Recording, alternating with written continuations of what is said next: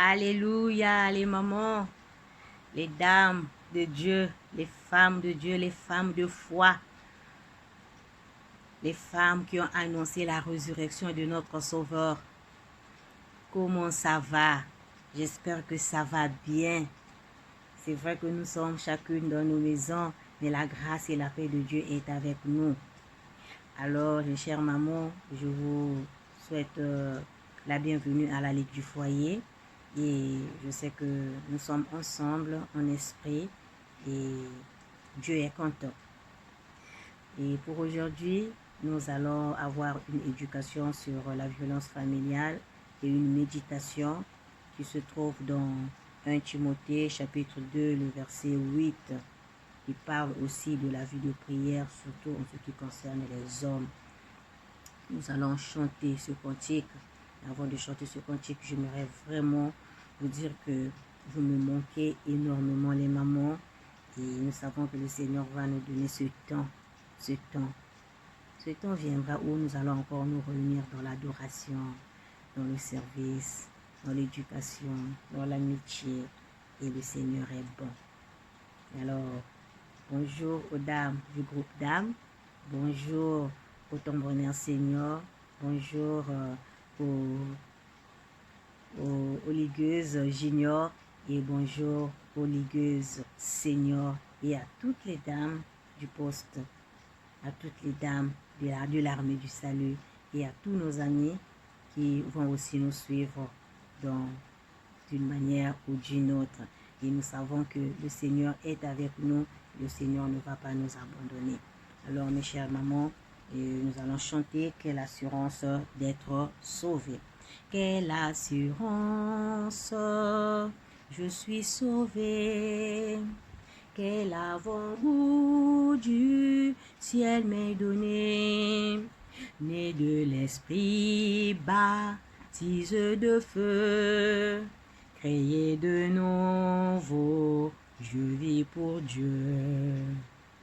C'est mon cantique, c'est mon histoire. Alléluia, je chante à sa gloire. Gloire, alléluia, gloire au Sauveur. Gloire éternelle à mon Rédempteur. Quelle assurance, je suis en paix. La paix de Jésus durera jamais. Pleine de sa bonté, de son amour, tout prêt pour son glorieux retour. C'est mon cantique, c'est mon histoire. Alléluia, je chante à sa gloire. Gloire, alléluia, gloire au Sauveur. Gloire éternelle à mon Rédempteur. Alléluia, quelle assurance, je suis sauvée. Quelle assurance, je suis joyeuse. Quelle assurance, je suis en paix. La paix de Jésus inonde mon cœur. Oh, gloire à toi, Jésus. Nous allons prier. Yahvé notre Père, nous voici encore devant toi pour nous fortifier les unes les autres. Parce que sans ta parole, nous ne sommes rien, tout passe. Mais la parole de Dieu ne passera jamais. Alors, Éternel notre Dieu, reste avec nous. Utilise-moi puissamment afin que toute la gloire te revienne. Au nom de Jésus. Amen. Mes chères dames, comme je l'ai dit, aujourd'hui, nous allons parler de la violence familiale. Et nous savons de nos jours, tout le monde est à la maison, l'homme, le mari est à la maison, la femme est à la maison, les enfants sont à la maison. Alors, peut-être pour certaines personnes, on n'avait pas cette habitude de vivre ensemble. Et là, bon, pour certains hommes, il y a d'autres qui vont au travail, mais il y a la plupart, nous sommes à la maison. On passe maintenant beaucoup plus de temps avec nos maris, avec nos enfants. Alors, c'est une joie pour certains, mais pour d'autres, ça devient comme un calvaire. Et nous allons parler de la violence familiale. La violence familiale, est la forme la plus courante de violence à l'égard des femmes. Dans le monde, elle est présente dans toutes les couches de la société. Elle prend plusieurs formes: le contrôle, l'intimidation, l'isolement, les menaces, les reproches, les avantages liés au sexe, la violence physique, la violence sexuelle, la violence psychologique, la violence verbale, la violence économique, le viol. Alors nous voyons que vraiment comment le cœur de l'homme est méchant. Mais nous savons aussi, c'est vrai qu'aujourd'hui, je suis en train de parler aux dames, les dames qui violentent leur mari, les dames qui pratiquent de la violence envers leurs enfants, parce que l'éducation est centrée sur les dames. Vous allez me dire, mais oui, maman, souvent c'est la femme qui est violentée. Oui, c'est vrai qu'il y a des hommes vraiment qui violentent leurs femmes, et c'est vraiment courant. Il y a des femmes qui souffrent dans le monde, qui souffrent de la violence, de toutes sortes de violences. Violences sexuelles, violences, des menaces, des violences physiques. Nous le savons. Mais il y a aussi des femmes aussi qui pratiquent la violence envers leurs maris et envers leurs enfants. Non seulement à leurs propres enfants, même aux enfants qui sont dans leur maison. Par exemple, leurs cousins, aux enfants, les enfants de leurs frères, les membres de leur famille qui vivent avec eux dans la maison. Alors nous voyons que ces enfants-là sont vraiment violentés. Alors j'aimerais vraiment donner un petit enseignement au sujet de la violence familiale. Les mamans, vous savez que nous sommes les femmes. Une femme, c'est elle qui bâtit une maison. Une femme, c'est elle qui a un cœur sensible. Une femme, nous sommes des femmes, nous sommes des mamans, parce que le sens de l'éducation, en tout cas, est donné vraiment aux femmes. Nous savons aujourd'hui des grands hommes aujourd'hui qui sont des ministres, mais ils ont d'abord été éduqués par leur maman. Et dans les maisons, nous voyons que le papa, parfois, il va au travail, il n'a pas vraiment le temps. Quand il revient, bon, lui, il pense à l'argent, il donne l'argent, il soutient les études, mais des petites choses en ce qui concerne l'éducation, pour comment quelqu'un peut vraiment être une personne qui a une bonne éducation dans la maison. Cette tâche est vraiment réservée aux femmes. C'est à nous les mamans de dire à l'enfant, on ne parle pas comme ça. C'est nous les mamans qui éduquons nos enfants pour dire non, on ne s'assied pas comme ça. Lorsqu'on s'assied, on s'assied de la sorte. Pour manger, il faut faire ça. Lorsqu'on parle, il faut parler doucement. Il faut être poli. Alors, dans les maisons, les hommes n'ont pas vraiment ce temps-là. Et cette tâche est vraiment réservée aux femmes. Et nous voyons même à l'école, souvent ce sont les dames qui vont laisser les enfants aller à l'école. Il y a des cas particuliers, parfois c'est le mari qui va, mais dans la majorité, ce sont vraiment des femmes. La tâche de l'éducation vraiment est réservée aux femmes. Raison pour laquelle les mamans, aujourd'hui, je suis en train de parler de la violence. C'est vrai que la violence est beaucoup plus faite envers les femmes, mais nous allons parler aujourd'hui des femmes qui violentent leurs maris, des femmes qui violentent leurs enfants. Alors, pour cela, je veux vraiment beaucoup plus m'atteler sur la violence verbale. La violence verbale est utilisée pour rabaisser l'autre à l'aide des mots. La violence verbale est vraiment beaucoup plus utilisée pour rabaisser l'autre à l'aide de mots. Oh, nous les femmes, combien de femmes rabaissent leur mari dans la chambre, même si vous le faites à deux dans la chambre. Même si les enfants ne sont pas là, mais tu dois savoir comment tu dois parler à ton mari. Parfois, nous employons des mots méchants, des paroles méchantes envers nos maris. Nous les insultons, les mamans. Il y a des femmes qui insultent leur mari. Il y a des femmes qui prononcent des paroles de désespoir. Il y a des femmes parfois qui prononcent des paroles pour dire que je ne sais pas pourquoi je t'avais accepté. Hein? Je ne sais pas, tu n'es rien, tu ne fais rien, tu ne feras rien de bon. Tu n'es pas un bon mari. Alors les mamans, toutes ces paroles-là, lorsque ça rentre dans le subconscient, ça infecte l'amour dans le foyer. Ça infecte la relation. Parce que lorsque le mari te voit, il a peur. Lorsque le mari veut s'approcher de toi, il a peur. Il se dit que ah, celle-là, elle m'avait dit ça un jour. Est-ce que ça va encore aller? Est-ce que ça va encore arriver? Alors nous voyons vraiment que les mamans, la violence verbale, c'est lorsque tu prononces des paroles méchantes, des paroles négatives envers ton mari. Tu le prends comme un petit enfant, tu le prends comme une chose. Parfois c'est devant les gens, parfois c'est devant les enfants, parfois tu le froisses. Les mamans, la violence verbale. Quand tu te mets à insulter, quand tu te mets à parler, le mari n'a rien à dire. Parfois il y a des maris, il y a des hommes qui pleurent. Il ne peut pas parler. Est-ce que vous savez, les mamans, que dans ce sens-là, essaie de faire, de voir les femmes, nous avons beaucoup plus tendance à parler que les hommes. Il y a des hommes ne parlent pas beaucoup. Mais nous, les femmes, lorsqu'on ouvre nos bouches, ah là là, le monsieur a seulement 2 mots, mais nous, les femmes, parfois, nous sommes déjà à 10, 15 mots.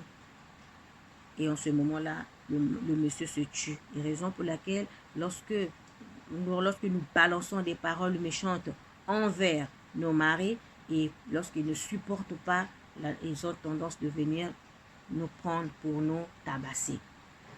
Et là, je dis aussi, je tire l'attention aux hommes. Il y a aussi des hommes qui violentent. En tout cas, beaucoup de femmes souffrent de la violence. Ça, je le reconnais.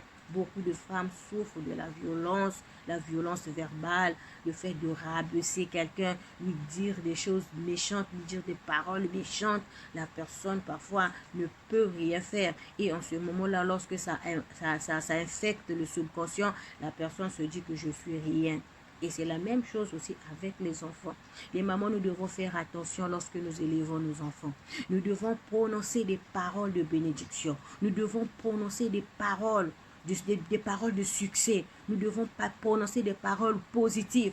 Lorsqu'il y a quelque chose pour parler à notre enfant, nous devons le prendre, le faire asseoir, lui montrer la réalité de la chose, discuter avec l'enfant, c'est ça. Mais ne nous mettons pas d'abord à insulter, à prononcer des paroles négatives. Hein? Je ne sais pas pourquoi je t'avais mis au monde, je ne vois pas l'avenir en toi, hein? je ne vois pas, hein? Toi tu ne réussiras pas, toi tu seras un mauvais garçon, toi tu seras une mauvaise fille.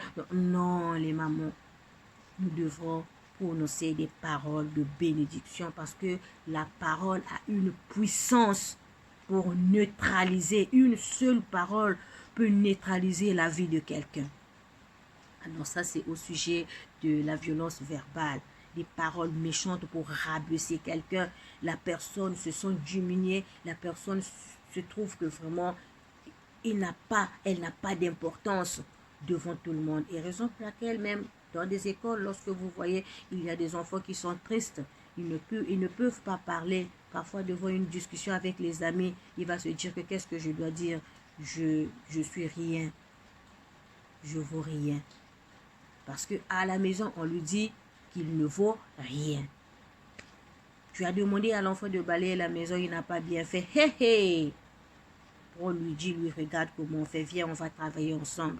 Viens, on va travailler. Tu as vu, il a fait et c'est pas bien fait. Toi, tu prends le balai, tu lui montres comment on fait. Prochainement, vous le faites à 2. Après, tu le laisses faire. Tu prends ça comme une blague. Et après, ça va venir pour motiver l'enfant. Alors, la violence verbale. Nous allons aussi parler de la violence psychologique. La violence psychologique consiste à exercer une domination sur l'autre. Elle est souvent subtile et presque toujours insidieuse et omniprésente. Ah oui, combien de femmes exercent la domination sur leur mari. Il y a des femmes, lorsque le mari vient se joindre à lui, cette femme-là montre à son mari que les parents de son mari ne comptent plus. Le mari n'a plus accès pour parler avec sa propre maman, avec son propre père. Je dis, hein, il y a des femmes qui disent, oh, moi j'ai souffert pour toi. Le Seigneur, il est bon. Lorsque le Seigneur nous donne des enfants. Une femme qui a gardé son enfant dans son ventre, une femme qui a élevé son enfant jusqu'à ce que l'enfant grandisse, jusqu'à ce que l'enfant devienne à l'université, l'enfant va au travail et ce monsieur vient se rencontrer avec toi. Toi, tu l'as pris peut-être à l'âge de 35 ans, je ne sais pas, 28 ans, donc de 0 mois jusqu'à 28 ans ou bien à 30 ans. Il y avait une dame, il y avait un monsieur qui a pris soin de lui. Si toi tu l'as aimé, c'est parce que il y avait quelqu'un qui s'est investi. Et aujourd'hui, ce monsieur vient, il te choisit pour te dire que viens, nous allons faire chemin ensemble. Quand toi tu arrives, tu casses tout. Tu ne veux pas que leur enfant puisse visiter leur maman. Tu ne veux pas que ton mari visite ses parents. Tu ne veux pas que ton mari visite les proches de sa famille. Alors, ça, c'est une violence psychologique. Il y a des femmes qui font le lavement de cerveau pour leur mari, pour dire que ce sont des sorciers. Tu ne peux pas aller là-bas. Mais pourquoi ces sorciers-là ne l'ont pas bouffé depuis lorsqu'il était enfant? Et c'est pendant qu'il travaille, qu'il t'a eu, qu'ils vont vraiment le bouffer. Tout ça, c'est quoi? C'est parce que la personne veut avoir de la domination sur l'autre. Et ainsi de suite. Il y a aussi des hommes qui le font. Lorsque il prend une femme, il leur casse tout. Il ne veut pas que la femme puisse avoir des amis. Il ne veut pas que la femme puisse avoir aussi des relations avec les membres de sa famille. Tout est cassé. Alors cela, c'est pas bon. Ça, c'est une violence psychologique et c'est pas bon pour nous, les enfants de Dieu. Nous devrions tenir compte des membres des familles là où le mari était, là où la femme était. Moi, j'ai vu un couple, lorsque c'est la maman qui vient, par exemple, c'est les parents de son mari, c'est elle qui s'en occupe. Et si c'est les parents de la femme qui viennent, c'est le mari qui s'en occupe. Donc, ils ont fait une complicité de telle sorte que les parents se sentent à l'aise lorsqu'ils vont chez eux. Il y a la joie, il y a l'ambiance, il y a la communion. Mais aujourd'hui, combien de mamans souffrent? Il y a des mamans même qui sont mortes, des parents qui sont morts. Ils n'ont pas vu le bonheur de leur fils. Pourquoi? Parce qu'il y avait quelqu'un qui est venu s'accaparer de tout. Mes chères mamans, ne nous comportons pas de la sorte. Ne nous comportons pas de la sorte. Nous devrions vraiment être remplis d'amour et reconnaître ceux qui ont fait du bien dans le passé. Alors ça, c'était une parenthèse que j'ai ouverte. Il y a aussi la violence physique. C'est vrai, il y a des hommes qui tabassent leurs femmes. Il y a des hommes qui frappent leurs femmes d'une manière vraiment horrible, d'une manière méchante. Parfois, la femme a tendance parfois à aller à l'hôpital, aller se réveiller à l'hôpital. Parfois, la femme perd connaissance. Alors ça, c'est pas une bonne manière d'aimer. Et il y a aussi des femmes qui agissent de la sorte, qui tabassent aussi leur mari. Il y a des femmes qui tabassent leurs enfants, qui frappent leurs enfants d'une manière méchante. Ça, c'est pas bon. Ça, c'est pas bon. Et avec la société d'aujourd'hui, lorsque tu te comportes de la sorte, sache-le que la prison t'attend. La loi, il y a la prison qui t'attend. Parce que le sujet de la violence, c'est un sujet vraiment qui est d'actualité. Alors, les mamans, nous devons vraiment faire attention. Dieu nous a donné nos maris pour que nous puissions être ensemble avec nos maris. Nous sommes les femmes, nous sommes les épouses, nous sommes en même temps aussi les mères. Donc l'amour que le mari avait laissé chez sa maman, il va récupérer cet amour en toi et toi tu deviens sa maman. Mais puisque tu deviens sa maman, tu dois faire attention pour ne pas exercer une domination sur lui, pour s'accaparer de tout. C'est de même aussi pour le mari. Le mari, toi, tu as pris une femme. Cette femme-là, quand elle vient chez toi, tu deviens comme un père pour lui. Mais cette autorité de chef ne te permet pas de dominer sur la femme. Non, mais nous devrons être ensemble pour travailler et le dialogue doit prôner dans la maison. Nous devons vraiment avoir l'esprit de dialogue dans la maison. Le dialogue joue un grand rôle. Quand il y a un petit souci, asseyez-vous, discutez dans la paix, dans l'amour, dans la compréhension. Dans le dialogue, n'attends pas seulement qu'on puisse t'écouter, que toi tu parles, qu'on puisse t'écouter. Tu dois aussi apprendre à écouter l'autre. Tu dois aussi te taire pour chercher à comprendre l'autre. Lorsque l'un comprend l'autre, en ce moment-là, le dialogue a du succès.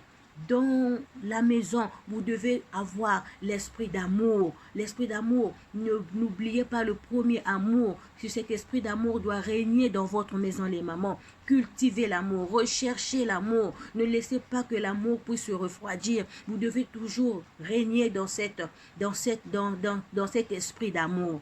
Et dans votre maison, vous devez avoir un esprit de prière. L'esprit de prière. C'est dans la prière que tout se passe. C'est dans la prière que tous nos problèmes sont résolus. La prière, l'amour, le dialogue, le respect. En ce moment-là, le Seigneur est content et notre foyer est aussi béni. Alors les mamans, vraiment, c'est à vous aujourd'hui que nous sommes en train d'éduquer, nous sommes en train de vous éduquer. Sachez respecter vos maris. Respectez vos maris parce qu'ils sont là pour nous et ils sont là pour que nous puissions glorifier le Seigneur ensemble avec eux. Respectez-nous vos maris, respectez vos enfants, vivez dans l'amour. Je sais, comme je viens de le dire, vous allez me dire, maman, mais oui, nous aussi on souffre. Mais oui, cette éducation est d'abord auprès de vous. Que Dieu vous bénisse. Amen. Bon, comme je vous avais dit tantôt, nous allons avoir une petite réflexion. Nous allons méditer la parole de Dieu qui se trouve dans 1 Timothée chapitre 2, le verset 8. 1 Timothée chapitre 2, le verset 8. 1 Timothée chapitre 2, le verset 8 nous dit « Je veux donc que les hommes prient en tout lieu, en élevant des mains pures, sans colère ni mauvaise pensée. » Je veux donc que les hommes prient en tout lieu, en élevant des mains pures, sans colère ni mauvaise pensée. Nous savons que l'apôtre Paul encourage Timothée à guider son église vers la prière. Il invite les hommes à prier en levant les mains vers le ciel, sans colère ni esprit belliqueux. Et il a aussi, nous remarquons, dans nos églises, il y a plus de femmes que d'hommes qui prient dans nos églises. Mais Dieu désire que nous soyons tous sauvés. La prière est essentielle et la prière aide à combattre la colère et les pulsions violentes. Grâce à la prière, nous pouvons combattre les pulsions violentes. Bien souvent, les hommes utilisent leur force pour faire ce qu'ils veulent aux femmes. Mais toutefois, ils se mettent à prier. Ils verront les femmes différemment. Ça veut dire, si les hommes se mettent à prier, si les hommes se mettent à prier sincèrement, au lieu de violenter les femmes, ils vont voir les femmes différemment. Ils vont voir que la femme, c'est une créature de Dieu, c'est une aide que Dieu m'a donnée, que je dois prendre avec attention, que je dois chérir, que je dois aimer, que je dois vraiment prendre soin d'elle. Alors, toutefois que les hommes prient, c'est ce sentiment-là qui va naître dans les cœurs de nos maris, dans les cœurs des hommes. Et il a dit, il est de notre devoir en tant que chrétienne, en tant que femme chrétienne, de prier pour nos maris. En tout cas, c'est ce devoir, parce que dans des églises, nous voyons, il y a plus de femmes que d'hommes. Parfois, l'homme est chrétien, mais ils ont de la flemme pour venir à l'église. Ils ont de la fatigue. Parfois, pour prier, il faut peut-être forcer. Allons à l'église, oui, je veux partir, je suis chrétienne, pour qui travailler, je dois me reposer. Donc, le problème de la prière pour les hommes, c'est quelque chose vraiment de compliqué. Mais lorsque une femme prie, et c'est à nous de prier pour nos maris. c'est à nous vraiment de prier pour nos maris. Nous devons prier aussi pour nos fils. Nous devons prier pour nos pères. Nous devons prier pour tous les hommes de votre famille. Tous les hommes. Regardez dans nos familles. Essayez de compter qui va à l'église, qui ne va pas à l'église. Pour les hommes, ils sont à la maison, ils sont au travail, ils s'occupent de tout. Mais quand il s'agit de la prière, ils avancent des raisons, ils ont de la flemme. Ça, c'est pas un bon esprit. Ça, c'est un esprit diabolique pour chercher peut-être à déstabiliser la vie spirituelle. Mais nous qui avons les yeux ouverts, nous devons prier. Prier, surtout prier. Nous devons prier. Ah, il y a un certain moment, parfois, tu peux te dire, je veux lui parler. Mais quand tu essaies de parler, la personne se met en colère parce que ce n'est pas encore le moment. Mais nous devons d'abord prier, préparer le terrain dans la prière. Prier, prier pour tous les hommes de nos familles, en commençant par notre mari, nos fils, que Dieu vraiment donne du zèle, de la prière, et nos papas, nos parents, prions pour les hommes de notre famille. Nous devons prier pour qu'ils recherchent le Seigneur de tout leur cœur et se tournent vers lui pour le salut. Et ce, afin qu'ils deviennent des hommes aimants et tendres, remplis de fruits de l'esprit, leur douceur, leur bonté, leur amour jailliront. Nous devons prier aussi pour que davantage d'hommes aillent à l'église et lèvent les mains pures vers le ciel, comme a dit l'apôtre Paul à Timothée. Élève les mains pures vers le ciel. Oh, beaucoup de mains sont souillées. Beaucoup de mains sont souillées avec les désirs de ce monde. Alors, mais nous devons prier que davantage d'hommes aillent à l'église et lèvent les mains vers le ciel. Alors, les mamans, je crois en la transformation. Et je crois que Dieu peut changer les cœurs des hommes. Je crois que Dieu peut changer les cœurs des hommes pour qu'ils demeurent dans leur vie. Alors que le Seigneur nous aide, les mamans, à être des intercesseurs pour les membres de nos familles, surtout pour les hommes. Parce que nous voyons beaucoup des hommes sont en train de faillir. Ils n'ont plus le temps pour Dieu. Ils n'ont plus le temps pour Dieu. Beaucoup, beaucoup. Il y a des hommes qui aiment la prière, mais ils ne sont pas majoritaires. Beaucoup restent à la maison. Beaucoup ne veulent plus prier. Beaucoup sont vraiment dans l'esprit du monde. Ils ne veulent pas quitter cet esprit du monde. Pour certains, parfois, ils ne font rien de mauvais, mais ils sont à la maison. Ils ont de la flemme, comme je viens de le dire, pour aller à l'église. Donc, quand il s'agit de temps de partir à l'église, ils avancent des raisons. Donc, même à la maison pour faire le culte en famille, l'initiative vient de la femme. Nous devons prier. Pour les hommes, bon, il peut rester là pour regarder le match de football, mais quand il s'agit de la prière, il commence à avancer des raisons. Et ça, c'est pas bon.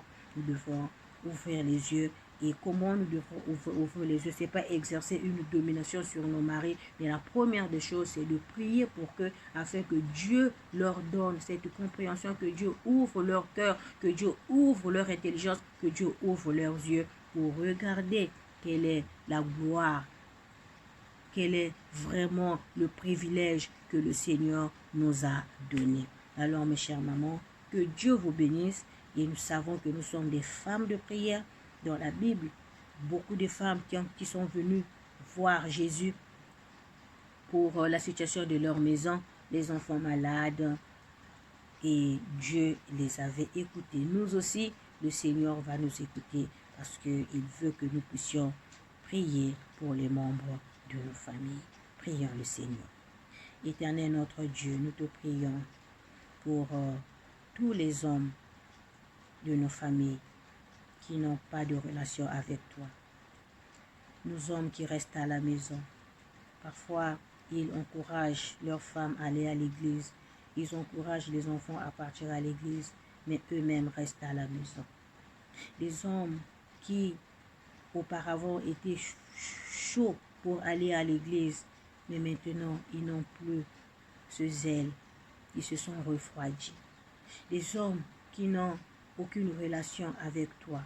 Les hommes qui ne t'ont jamais accepté comme leur Seigneur et leur Sauveur.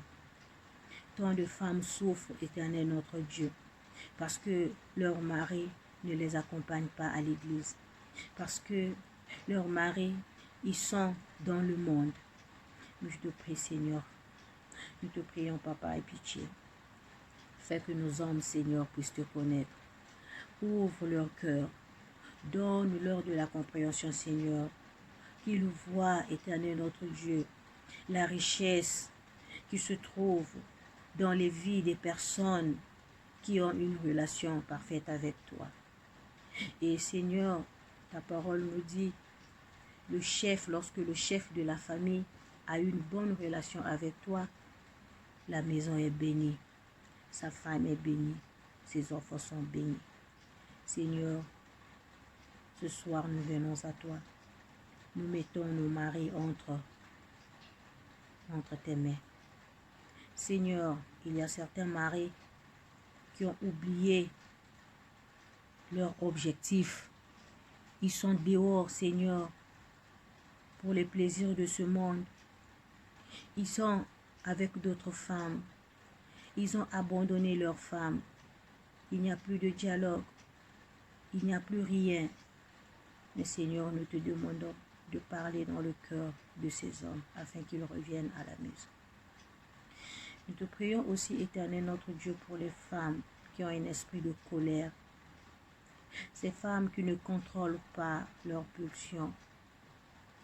Les femmes qui sont toujours dans la colère. Et lorsqu'elles se mettent à parler, elles oublient le contrôle. Elles se permettent à dire n'importe quoi pour rabaisser leur mari, pour rabaisser leurs enfants, pour rabaisser tous ceux qui vivent dans leur maison. Ces femmes qui exercent des dominations. Ces femmes qui ont créé des divisions dans les familles. Ces femmes, Seigneur notre Dieu, qui exercent la violence dans leur famille. Seigneur, mets l'esprit d'amour dans leur cœur. Parle-leur, Seigneur. Parle-leur afin que ces femmes changent. Et nous savons que, Seigneur, si nous avons vraiment de l'amour, nous ne pouvons pas agir de la sorte. Remplis nos cœurs d'amour et remplis nos cœurs de l'esprit de prière. Merci, Seigneur. Béni sois-tu au nom de Jésus. Amen. Alors, les dames, je vous aime bien et nous avons fini notre ligue. À nous revoir mercredi prochain. Et je sais que les mamans dans les maisons, nous sommes en train de prier les unes pour les autres. Surtout, n'oubliez pas, n'exercez pas la violence dans la maison. Vivez dans l'amour. Montrez que vous êtes des femmes chrétiennes. Alors, nous allons réciter notre motto. Le motto des ministères féminins. Le psaume 101, le verset 2b. Je marcherai dans l'intégrité de mon cœur au milieu de ma maison. Que Dieu vous bénisse les mamans. Portez-vous bien.